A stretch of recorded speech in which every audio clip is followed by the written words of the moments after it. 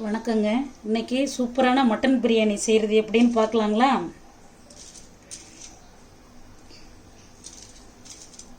தேவையான அளவு பட்டை, ஒரு 3 கிராம்பு, 2 ஏலக்காய், பிரியாணி இலை. அளவு வந்து ஆயில் 100 கிராம் ஆயில்,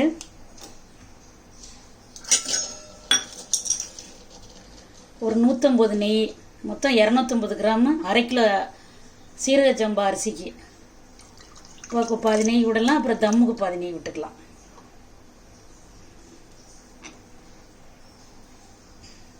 தால்சத்துக்கு எல்லா பொருள் எடுத்து வச்சுருக்கேன். 100 சின்ன வெங்காயம், 100 பெரிய வெங்காயம் ஈக்குவலாக போட்டோம்னா டேஸ்ட்டு மட்டன் பிரியாணிக்கு நல்லா இருக்கும்.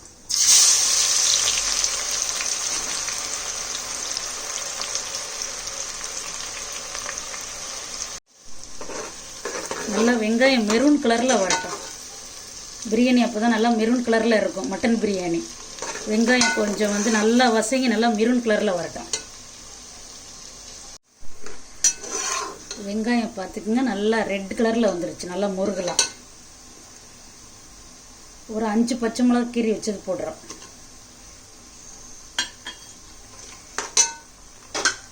தேவையான அளவு மல்லி புதினா,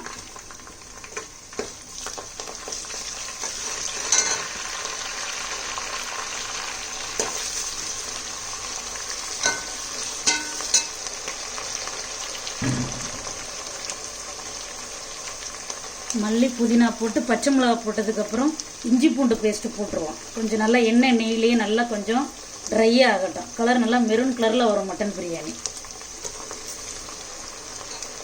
இந்த பேஸ்ட்டில் என்ன போட்டிருக்குறோன்னா இஞ்சி பூண்டு, பட்டை 3 வந்து ஏலக்காய், 3 கிராம்பு, தேவையான அளவுக்கு பட்டை, மொத்தம் 5 ஐட்டம் போட்டு நல்லா வந்து இதை கிரேவி பண்ணியிருக்கிறோம்.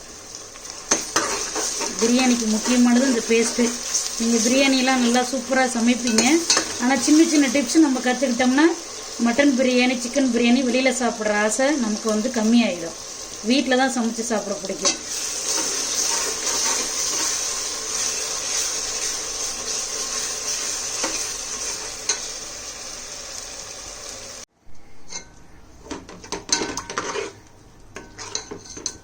இதில் வெங்காயம், பச்சை மிளகா, புதினா, மல்லி இலை, இஞ்சி பூண்டு பேஸ்ட்டு நல்லா மெரூன் கலரில் எண்ணெய் திரண்டு வர அளவுக்கு ஆயிடுச்சு. தக்காளி அதுக்கப்புறம் தான் நம்ம போடணும். மீடியம் சைஸ் தக்காளி 2 இல்லை சின்னதாக இருந்தால் 3. இதில் வந்து நம்ம தயிர் 4 ஸ்பூன் போடுறதுனால இது திண்டுக்கல் பிரியாணி ஸ்டைலு, அதனால் கம்மியாகவே தக்காளி பழம் போட்டுக்கலாம்.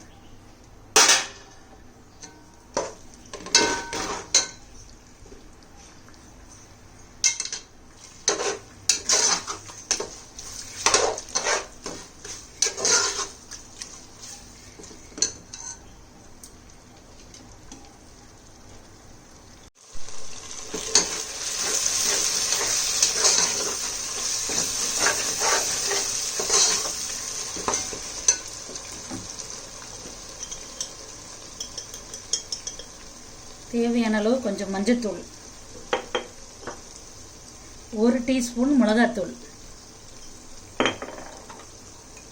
1 டீஸ்பூன் மல்லித்தூள்.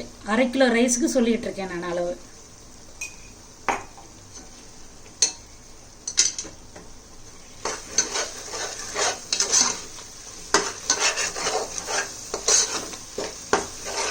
கலர் பாருங்க, சூப்பராக இருக்கும் கலரு. சாப்பிட்டு பார்த்து நீங்கள் டேஸ்ட் பண்ணிவிட்டு சமைச்சிட்டு சொல்கிறீங்க.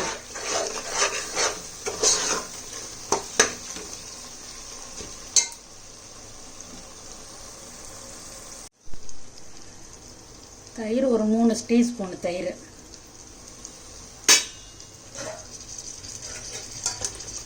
மட்டன் வந்து 1/2 கிலோ ரைஸுக்கு, சீரக சம்பாவுக்கு 1/2 கிலோ மட்டனு.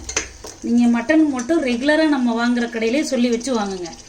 மட்டன் பிரியாணிக்கு ரொம்ப இம்பார்ட்டன்ட். அப்போ தான் சூப்பராக இருக்கும் பிரியாணி.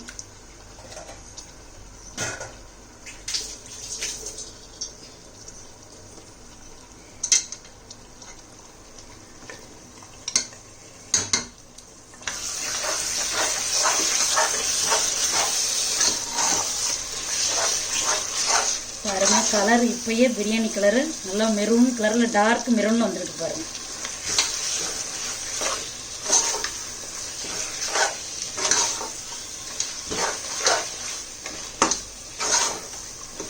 விசில் வந்து ஒரு 4 விசில்லேருந்து 5 விசில் போட்டு எடுத்துக்கிடுவோம். தம்மு எப்படி போடுறதுன்னு அது நான் வந்து ஒவ்வொன்றா சொல்லிடுறேன்.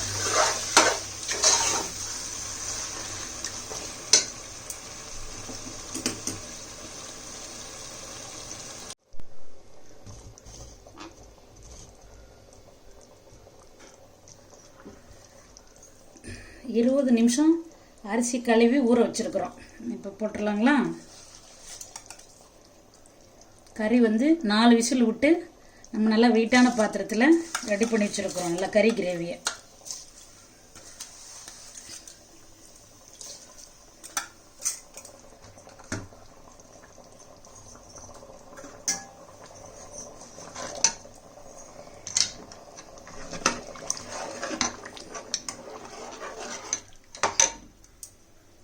உப்பு தேவையான அளவு தம் போடுறதுக்கு முன்னாடியே பார்த்துக்கலாம். அரை மூடி தேங்காய் பால் எடுத்துருக்கு.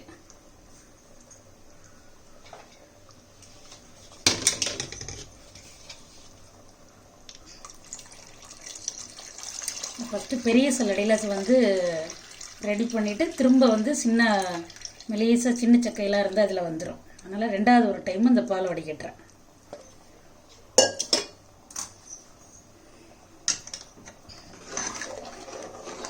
உப்பெல்லாம் நம்ம போட்டுட்டோம். லெமனும் நெய்யும் தம் போடுறப்ப ஃபைனலாக கொஞ்சம் போட்டுக்கலாம் கண்டிப்பாக. இப்போ அரிசி வந்து நல்லா பிரண்டு வரட்டும். ரெடி ஆனதுக்கப்புறம் தம் போடுறது எப்படின்னு பார்க்கலாம்.